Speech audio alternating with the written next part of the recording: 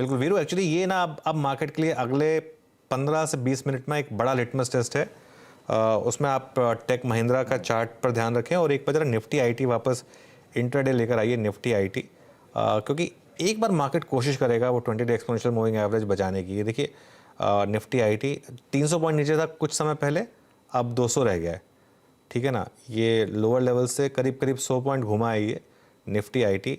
अगर मार्केट को रिकवरी की कहीं से उम्मीद की किरण दिखेगी, वो यहाँ से दिखेगी, और उसमें सबसे ऊपर टेक महिंद्रा, क्योंकि वो सबसे स्ट्रॉन्ग स्टॉक रहा है। तो ये लिटमस टेस्ट है मार्केट का। ये रिकवरी अगर फेल हुई मार्केट की तो बड़ी प्रॉब्लम आएगी। फिर ये अगर रिकवरी थोड़ी सस्टेन हो गई ना, तो थोड़ी सी होप रहेगी फिर बुल्स को।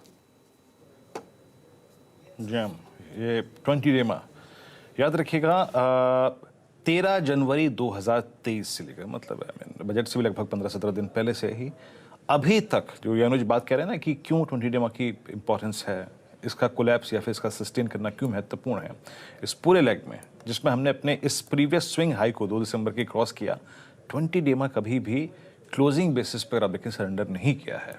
2-3 इंस्टेंसेस थे 15 फरवरी को, उसके बाद अगर आप उससे पहले 1 फरवरी को हमने छुआ था बट वॉलेट नहीं किया था, और आज एक बार फिर से उस एवरेज के नज़दीक बैठे हैं। याद रखिएगा फॉर योर गाइडेंस 20 डे में on Nifty IT placed at 3561, 561 की रेंज में प्लेस्ड है।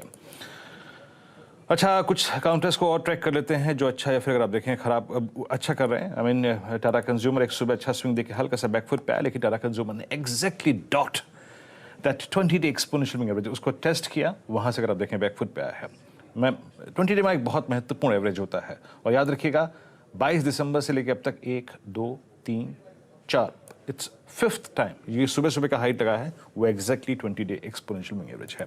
अच्छा प्रकाश सर, एक बार गुजरात गैस को देखिएगा, ये कैसा लग रहा है आपको? और मैं देख पा रहा हूँ कि ये 11 जनवरी 2022 यानी फ्रैंकली स्पीकिंग लगभग एक साल की जो स्लूपिंग डाउनवर्ड ट्रैजेक्टरी है वो बाइसेक्ट हो रही है। आपका टेक सर इस पर? इनफैक्ट गुजरात गैस मुझे परसों अच्छा लग रहा था, कल मैंने अवॉइड किया, काफी स्ट्रेच था, लेकिन ये थोड़ा और ही स्ट्रेच हो गया, लेकिन अब भी अच्छा लगता है। ट्रेड कर रहा है 511 के आसपास, स्टॉप होगा 504, अब भी ले सकते हैं। टारगेट ऑन द प्लेट 520, तो रिस्क रिवॉर्ड रेशियो भी फेवर में, बाई मोड पर तो है। इसमें सिर्फ एक ही दिक्कत होती है, वॉल्यूम्स कम होते हैं, इसलिए मैंने अवॉइड किया था। अदरवाइज मुझे टेक्निकल स्ट्रक्चर में बाय सिग्नल जनरेट हुआ था गुजरात गैस में। ओके, गुजरात गैस में बाय सिग्नल जनरेट। तो आज फार्मा में थोड़ा ट्रैक्शन है। औरोबिंदो फार्मा लेकर आइए एक बार जरा इंट्राडे चार्ट औरोबिंदो फार्मा का, वहाँ पर बाइंग। अच्छा, हम आईटी की बात कर रहे थे, मिड कैप आईटी के 2-3 स्टॉक्स देख लीजिए।